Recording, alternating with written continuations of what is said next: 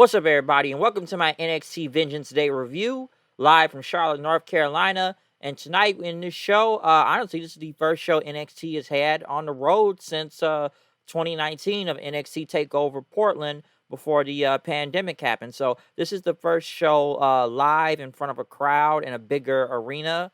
It's not Takeover, but it is NXT finally back on the road. I know they've been on the road for house shows, but I kind of wondered to myself, especially with this new NXT nowadays, it's not black and gold anymore. Well, the colors are somewhat kind of back to black and gold, but in the original black and gold, we already knew how they could sell out buildings all the time in NXT. But now with this new version of NXT, even though they're not in the whole Nickelodeon color thing anymore, I wonder how much would they really sell out in this current form of NXT right now, and are enough people watching it or even like it to this point, given it has been around for over about a year and a half now, with all this new stuff. And they have, like I said, they changed the colors to like black and gold again, or black, white, and gold, even though it's mostly black and gold, but the color scheme has changed in general. But yes, folks, they are live, they are back on the road again. It's not from the Performance Center anymore, so I wonder how this show was going to do in front of a bigger stage now, and how many people would actually show up to this, because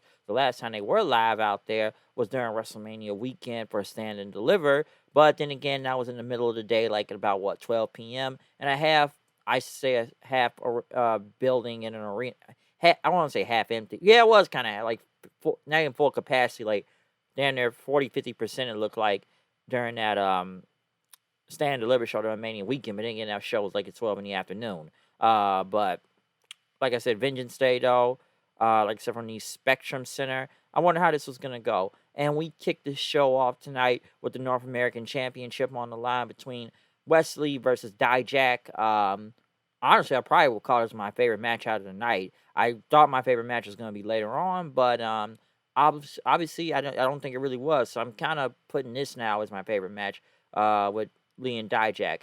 Hell of a match to kick off the show. Some would say it's back to that black and gold style. Of course, you were going to get a lot of false finishes in this match, okay? And by God, I got to say, Dijak, man, I didn't notice it first. I didn't know it until later on, after the show. But his finger ended up getting broke or bent in this match. What I got to say, that's gnarly. But the guy's tough, so he literally muscled through that, because that shit is painful, especially breaking your finger. But like I said, this was a hell of a match to kick off the show. A lot of crazy stuff, which I actually thought it would have been over several times, and whatnot. Especially going for the what was it?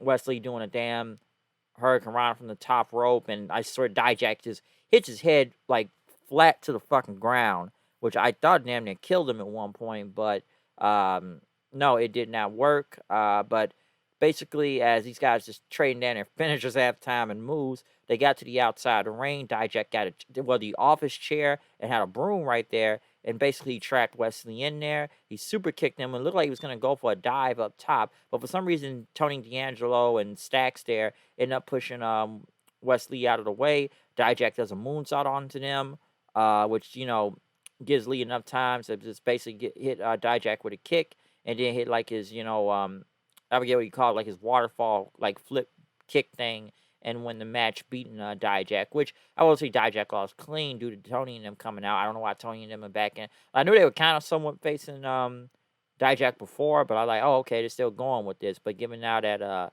Stacks is an underboss and not an underling anymore, maybe that has something to do with it. I'm not sure, but Wesley still retained the championship right there, so he's still the North American Championship. But hell of a match to kick off the show. Definitely a hell of a match to kick off the show, and they protected Dijak out there. Next was the NXT Women's Tag Team Champions championships on the line. Obviously, it's the cool down match right here, which honestly I kind of came back and forth out of this match of Katana Chance and Kaden Carter versus Fallon Henley and Kiana James. A good match. I thought, like I said, this is kind of the cool down here. So I kind of I was watching it, but I was kind of in and out. I think what really surprised me was that we actually crowned new tag team champions with Henley and rolling up Carter, and Kiana James holding on to Carter's legs, which gave them the tag team titles. And Brooks and Jensen are happy. Briggs and I said Brooks and Jensen. It's Briggs and Jensen, right? yeah, just make sure I even say these guys' names right and stuff. But yeah, Briggs and Jensen. But obviously this is just gonna further the story with Henley not trusting James, but now that they're the tag team champions, I'm sure it's different. But Kiana James just using her way just I guess someone control Jensen out there, since the guy just mesmerized with her all the time. We'll see where that goes. But with new tag team champions, so we'll see where this go. We'll see what happens. But really didn't expect a title change right there. That kind of came out of nowhere.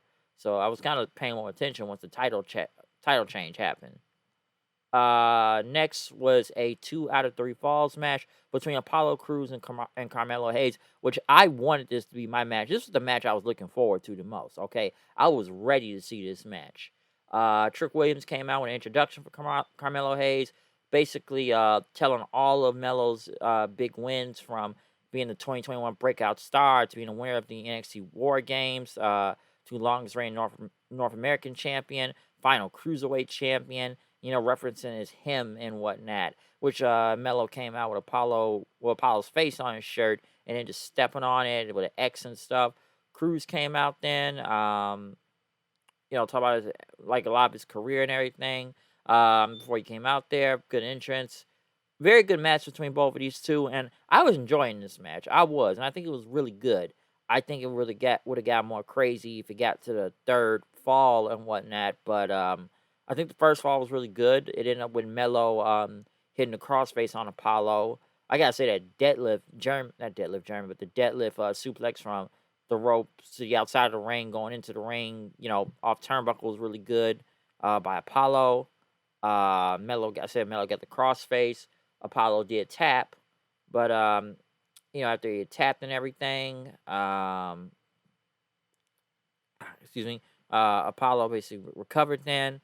Melo still staying up on him. Like I said, we're going in like 20 minutes throughout this match. I know one thing about this match that people need to know is, Trick, someone getting involved. Apollo saw the future of him getting attacked. Somehow he'd be out of the way, but that has not happened yet. But Trick, running around the ring, trying to tell Melo about exposed turnbuckle. Apollo trying to stop him and stuff. Trick had got a chair, but next thing you know, Daba Kato, formerly known as Commander Aziz, who was Apollo's heavy and whatnot when he was doing his whole Nigerian Black Panther gimmick, Wakanda Forever, and what that made the save, basically taking the chair from Trick. Cruz thanked him and everything, but Melo that got him in, hit him with his big leg drop for the finish. So a clean sweep on Apollo. All right, clean sweep on him. Melo walking away with 2. So I actually thought it was going to go all 3 rounds, but I guess now it's different given that Commander Aziz is back. After Trick and Melo left, the Daba Kato Aziz picked him up and hugged him, but they hit him with a headbutt, and they hit him with like a sky high in the chair then. So obviously Cruz is now in a feud with his former heavy. Since, let's be honest, the last time these two were together, they were on Raw literally doing nothing. And then they just ended up sending Cruz back to NXT and without any trace of whatever happened to Commander Aziz. He just kind of disappeared also for a long time. So he's back now, and now they're going to be in a feud. Melo, well, we'll get to Melo later on, but I think we all know what's going to happen with him next. But I actually thought it was going to go 2 out of 3 falls, but nah, Melo went through with 2. But the second one's mostly more because of Commander Z's getting involved and Cruz getting distracted by that. So didn't think it would just go on a clean sweep right there. But I guess now it's probably going to be a match with Cruz and Aziz. So I guess he couldn't see the future on that. We'll see what happens then. Next, a Fatal 4-Way Tag Team title match. New Day, Andre Chase and Duke Hudson, which they did at, Andre Chase being from Charlotte, North Carolina. Chase U was very over, or just Andre Chase himself, because the people were with them and their sidekick Scrappy Doo out there. Pretty Deadly and Gallus of Mark Coffey and Wolfgang. Crazy match.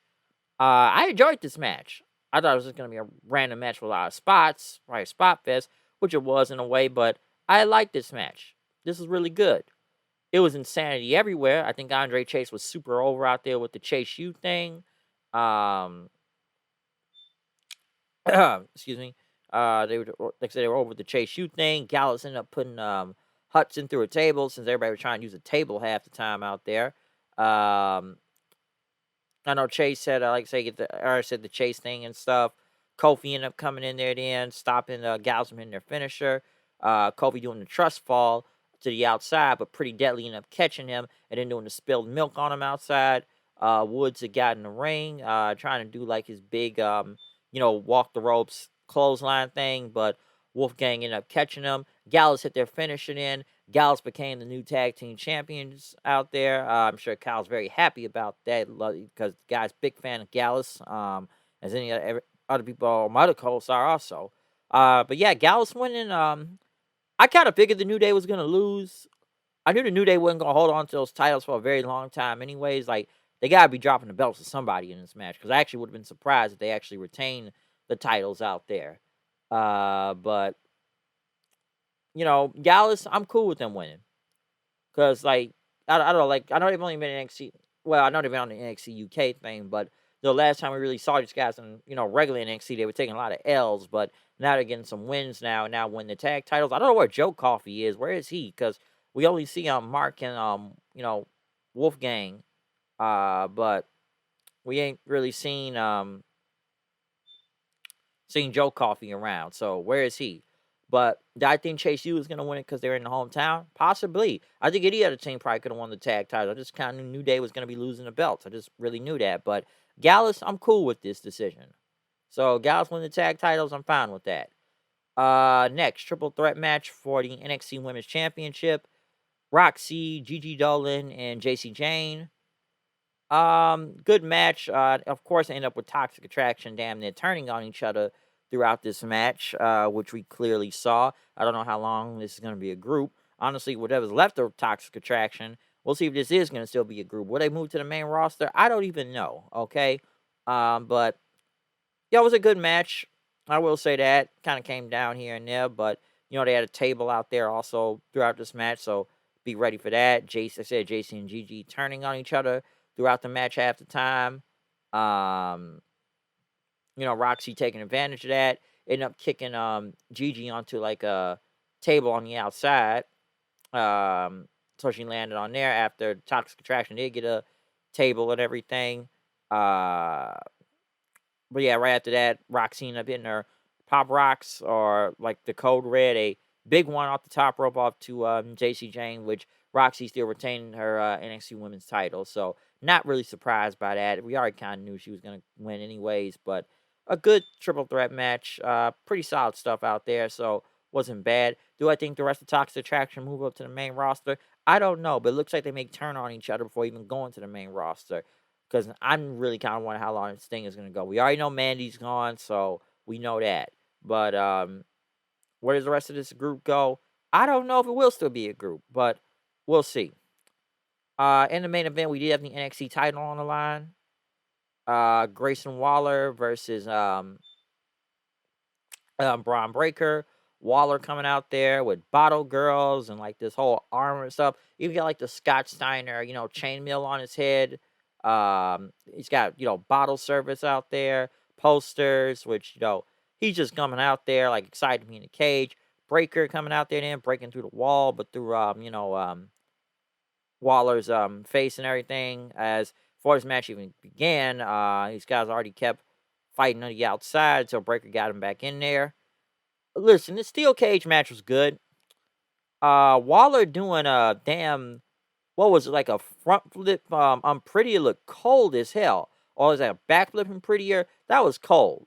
Or something like that. It looked good, all right? Him doing like that big elbow drop, get some hang time also was really good too.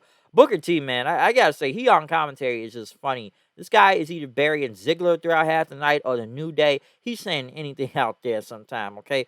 Booker T, he's funny, but he says a lot on commentary, okay? He does. But I thought it was a good match. I never really thought Breaker was going to lose anyways. I never thought that. Breaker ended up yelling Waller, saying, "This is my NXT. This is my dog pound."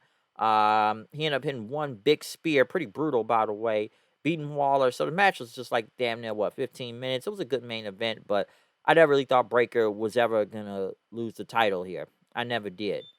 But after Breaker won and climbed the cage, Next thing you know, Melo came out and looked, which honestly, I think Melo's going to be the one. I do believe Melo will beat Breaker, which I'm sure they'll build this in the WrestleMania weekend when Stand and Deliver comes around in LA. So Melo, I believe he will be the one. He has to be the one to beat Breaker. I don't see how long his Breaker title reign is going to keep going, but I believe Melo will beat him at Stand and Deliver and become the new NXT champion. That I do believe. Vengeance was a pretty good show though. In Charlotte, I thought the best thing was the North American title match. I would have called it for the 2 out of 3 falls, but I liked it, but it could have been better at the same time. Everything else is pretty good. The tag titles, the Fatal 4-Way tag titles was not a bad match. A lot of stuff going on, but pretty good. I said we crowned some new champions tonight. Main event was good. I already knew Breaker was winning. The women's tag title match, I didn't really care much for it, but I was just surprised there was even a title change. The triple threat for the women's title was good, but once again, I never really thought Roxy was going to lose. So it was a good show, especially for NXT being back on the road. Charlotte, North Carolina. It's a good thing they had that Charlotte video package to, talk about everybody just to help hype up this show too. But I thought it was a good show.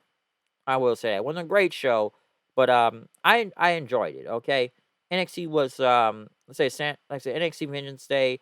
It wasn't that bad. But like I said, the best match was the first match in my opinion. So that's why I look at it for NXT tonight. Okay. But other than that though, comment, subscribe, follow me on Twitter at HoodedKnight890. Tell me what did you think about NXT Vengeance Day tonight. Did you like that the crowds were finally back? The crowd's been back, but in a bigger arena now, not just at the Performance Center every week. Did you think the crowd was really into it? I thought they did like what was going on, so they do know what's going on. It's not like they don't know. But what do you think about the NXT being back on the road? Yeah, I know it's not like Takeover, but just them being back on the road in general. And they, like I said, they got a pretty packed house out there tonight. So what do you think about them being back now and just everything that went on tonight, the title changes, or just the matches themselves on Vengeance Day? Tell me what you think. But other than that, I'm out of here. I'll see y'all then. Peace out.